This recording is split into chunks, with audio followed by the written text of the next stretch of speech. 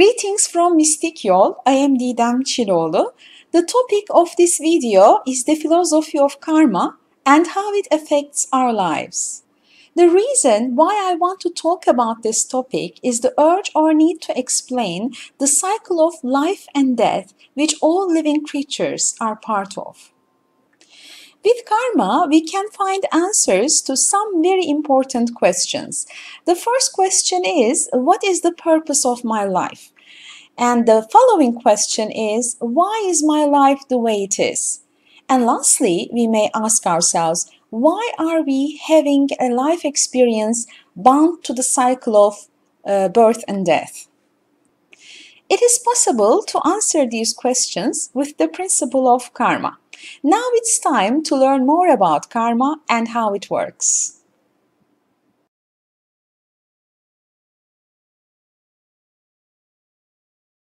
The word karma comes from the word kri in Sanskrit language, which means action, work, or deed. The law of karma is also known as the universal law of action. We can explain this briefly as every action has a certain consequence, and with this consequence, a certain reaction emerges. Therefore, the word karma refers to reaction following action. If we want to explain karma with examples, one of the best examples would be boomerang and how it works. Whatever a person throws out comes back to him. This very basic universal principle balances out the creation and fixes the disharmony. The law of karma works for both human beings and nature universally and objectively. This law enables cosmic balance and harmony. This manifests in two ways. The first one is the working of cause and effect evenly, and the second one is the code of justice, where people get a response for whatever they do. From this perspective, it can be concluded that karma is a way for all creation to reach perfect balance and harmony.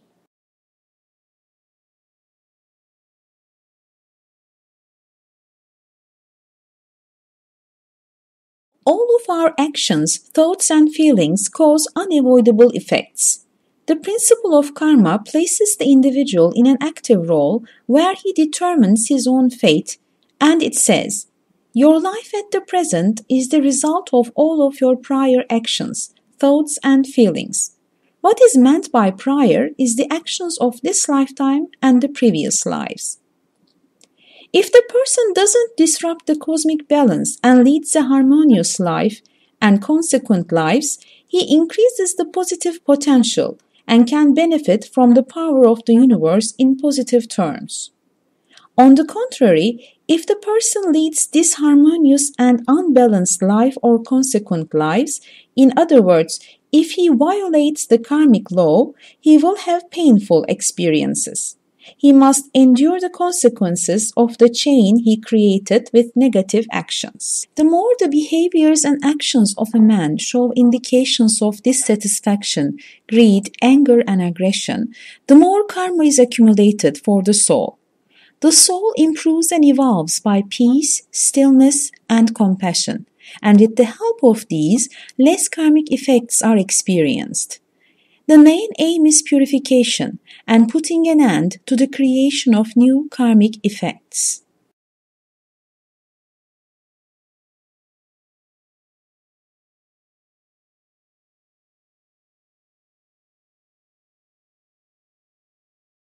The family isn't a presence that is formed by chance or coincidence. The members of the family know each other and have met several times in previous life experiences. Actually, the relationship among the parents and the child is the most important and strongest type of karma for a person. This relationship is one of the links that goes back to the long chain of ancestors. The connection we have with our families leads us to be born in those specific families. This is a link that needs to be understood and respected. We can find that a problem related with ourselves has arisen because of a karmic bond established previously in our families. Our soul is a part of the soul of the lineage we belong to that has nourished us and given us chance to be born in this physical plane. As a result of this, we should accept subtle process of karma and have positive attitude towards our family in any case. The relationship among parents and the child can sometimes tend to be quite negative. This situation requires a special investigation or examination. This type of karma is the most intricate and difficult type of karma a person has to overcome. However, the award for the person is huge. The reason is, when a person deals with and overcomes such a challenging karma, he takes huge steps towards enlightenment and absolute freedom. The most practical way to overcome this karma is stripping down our typical and usual family member roles and realizing each other as human beings. It is really difficult to strip away the roles of being the parents and the child. But ultimately, when we realize that we are all souls trying to evolve and learn, it becomes easier to accept everyone in our families unconditionally with their right and wrong actions.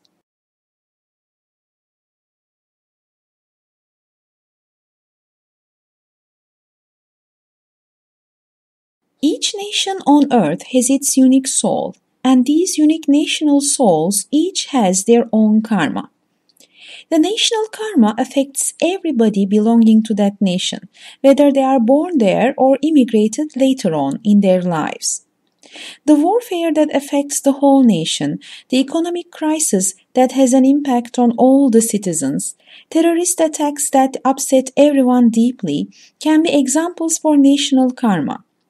The mutual karma of a nation influences all of the citizens, and most of the time there is little chance of running away from the effects of it.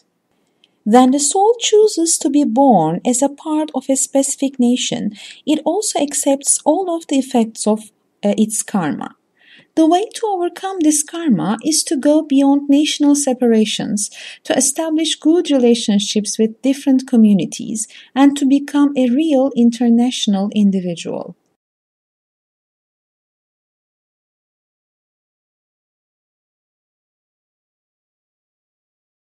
All natural entities and geographical locations are full of elemental spirits. Ancient folks were aware of this, but modern people are oblivious to this fact. The weather conditions in any location, nature events, and the habitat have a big impact on individuals living there. To know where our houses are located and not to disturb the natural spirits protecting this land is of utmost importance. For this reason, cutting the trees, which are very significant for that specific land, may lead to negative karma for the residents. To dry up the water where all living beings depend on, or blocking the flow of water nourishing that place, may disturb and annoy the water spirit. When the water spirit gets furious, drought or flood may occur as a reprisal. People being aware of the sacredness of the Mother Nature do not act irresponsibly. All of the relationships without labeling as good or bad have a huge impact on each of us, and the relationships we have with everyone in our lives tend to have karmic effects. Not a single relationship is a coincidence, and not a single relationship can be considered bad by labeling it with our limited perception. Especially some certain ties we have with others are karmic in nature, and these people have come to our lives to teach us something or show us the problematic parts we need to understand in ourselves. These relations tend to be negative and annoying, and most of them are extremely challenging. Again, when we investigate them in depth, we see that they are not taking part in our lives accidentally. We need to realize that this person has come to our lives to even out the karmic disharmony we have created in our past lives. Therefore, to abandon or to walk off without solving the problem among each other means leaving circles open and not completing the mission. There is actually no need to transform these relationships completely and make them positive, but we need to understand what the lesson is and neutralize the feelings. In this way, it is possible to close up and complete all the circles that are left open and incomplete. In order to understand how karma works, we need to examine the concept of reincarnation. The law of karma utilizes reincarnation as a tool to operate because it doesn't limit cause and effect relationship with this lifetime or incarnation. The soul may find the opportunity to meet and come together again with the people whom there is karmic connection with the help of reincarnation. Once again, the soul may learn all of the lessons which cannot be acquired in one lifetime and complete his mission by means of reincarnation. The soul finds the opportunity to solve and overcome the karmic situation in another lifetime when the proper conditions are established. For instance, if he hurt another human being, he may experience the same pain as not the doer but the receiver in another lifetime. If the proper conditions do not manifest themselves in the present lifetime, they show up in the subsequent life experiences. The person causing the pain needs to become the person receiving the pain to complete the experience and understand both of the perspectives. The holy text that is written in the temple of Tamamitsu is called Tama no Hikari. The original manuscript has been kept in the main temple of Fujisawa Shojokoji, belonging to the Buddhist sect of Ji, for the last couple of centuries. The 10 commandments in Tama no Hikari are as follows. 1. God is the sovereign of the countless souls. 2. When there is no I, the voice of the divine can be heard. 3. Your life and your character are gifts from your ancestors. 4. Clear out the old sins and violations within your families. 5. Don't exhaust yourself with grief and do not give in to worries. 6. Nothing is perfect in the world of human beings. 7. Success comes in every field of life when the harmony is attained in marriage. 8. Devote yourself to the work at hand without expecting rewards. 9. Your condition is created by your actions. 10. Idleness invites all sorts of wrongdoing and negativity.